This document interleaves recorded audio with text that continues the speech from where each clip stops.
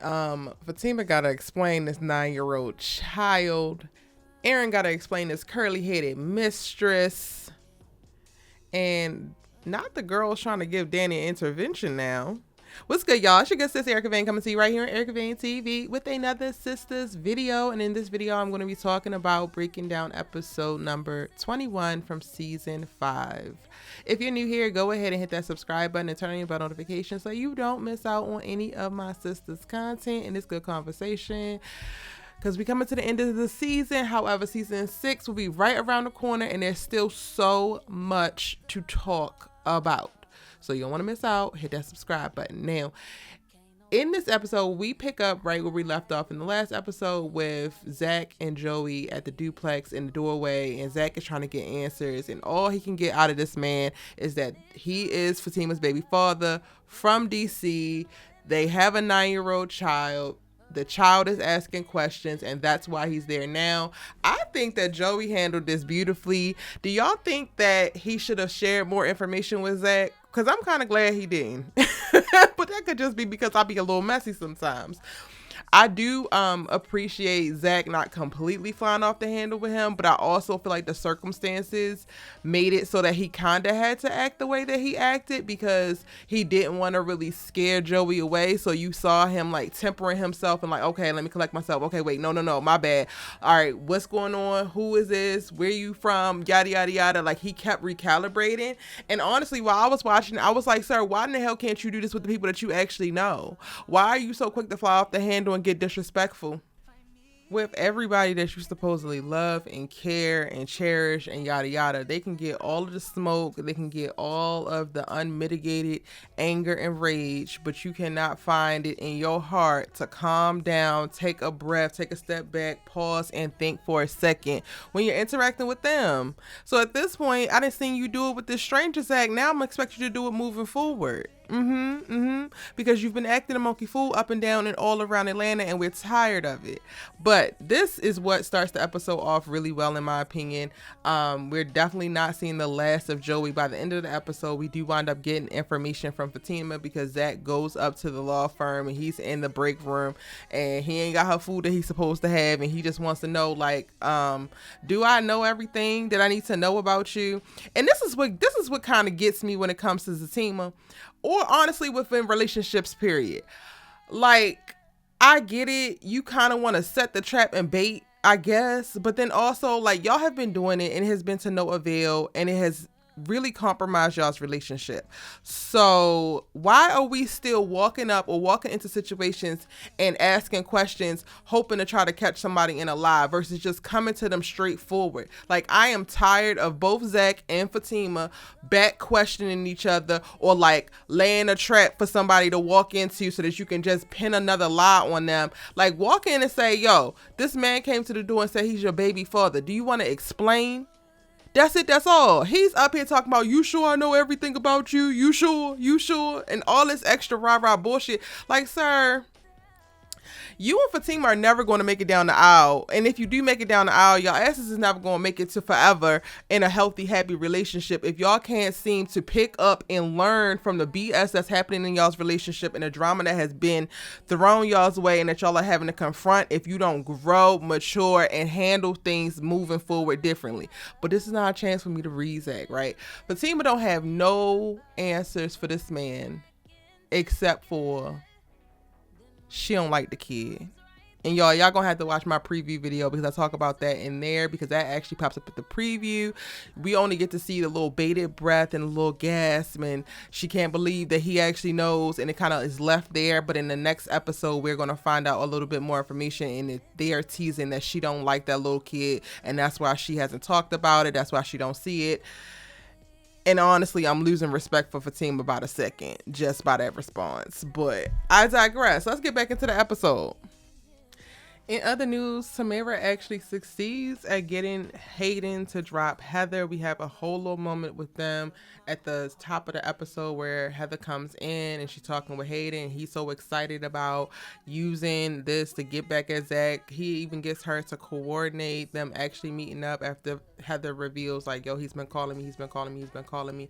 But unfortunately for her, Tamara also comes in, pops in her man, and sees Heather, and then it's like, yeah, I don't want you to be with her. And she plays the role of the little insecure lover, and it bigs Hayden up.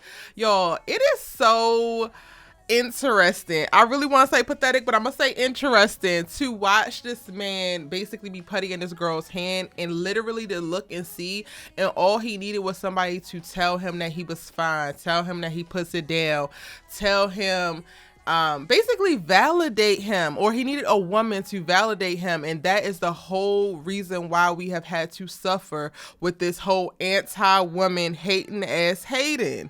Because Tamara comes around and he's almost like a normal man, like a actual okay man that somebody could actually be in a relationship and build a life with.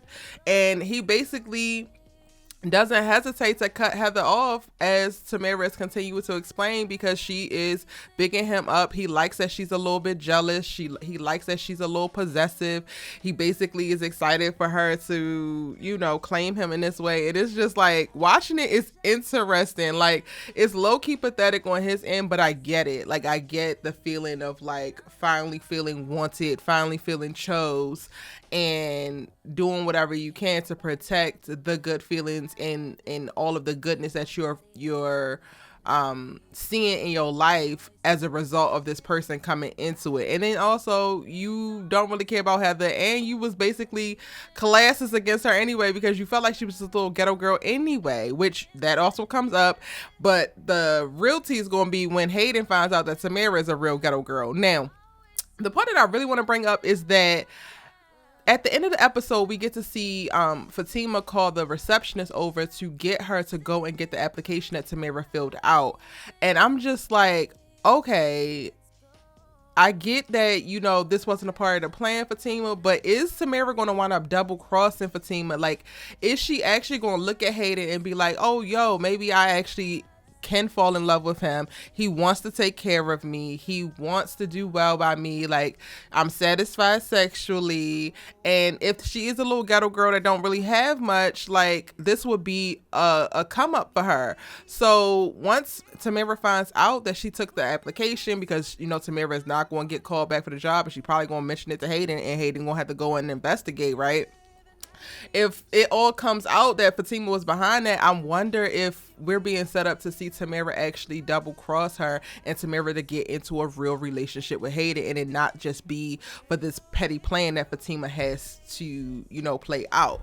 Now, I also think that it's going to come to head sooner rather than later, like at the first half of season 6, because at this point, she did her job. Heather goes to Fatima for whatever reason, because she's simple, at the end of the episode, and tells her, like, Hayden just dropped me, I don't know what to do. And then, you know, Fatima gets convinced her to go and talk to ZAC and just have a conversation. So Fatima knows that the job is done. When Fatima sees Tamara continuously with her, I wonder if she's gonna be like, girl, the job has been done, you need to go ahead and break his heart, whatever. And if Tamara don't, that could also be a thing that ushers in a new part of this story, or new plot points to what we thought was going to be a one-off with this character. And I ain't even gonna hold you, I'm not opposed to continuing to see Tamara, because again, she makes Hayden hospitable, and the scenes are actually interesting to watch when you see the two of them.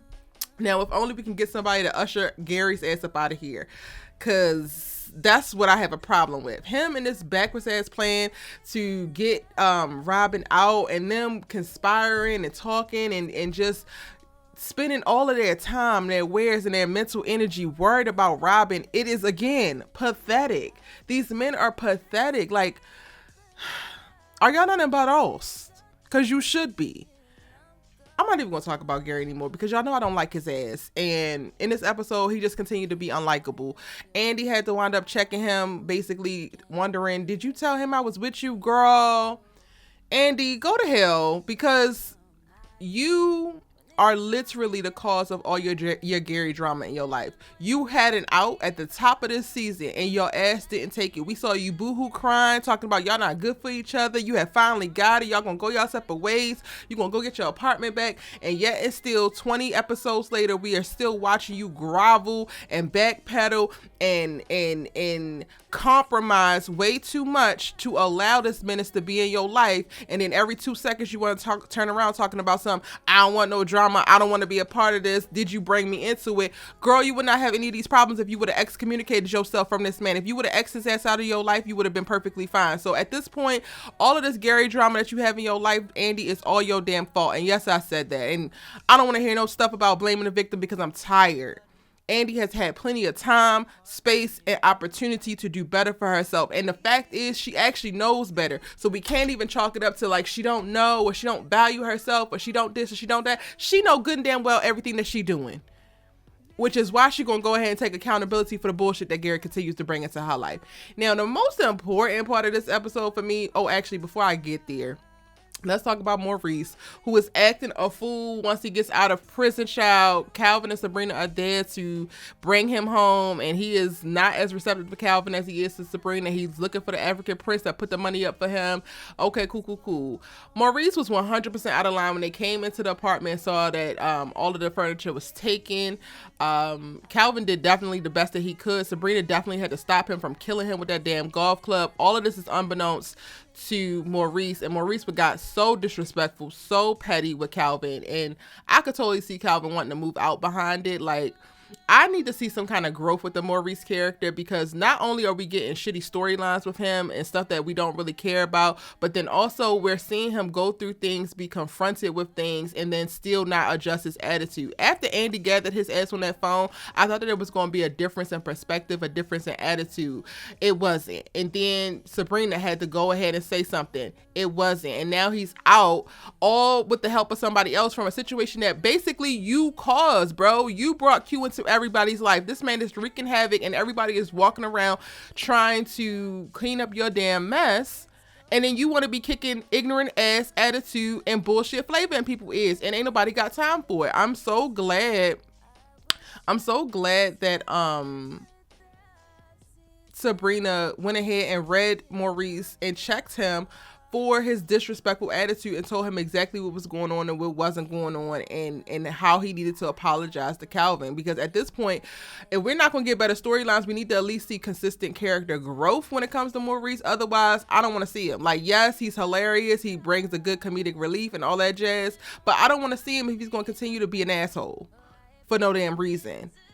Well, actually, for reasons that are literally his fault.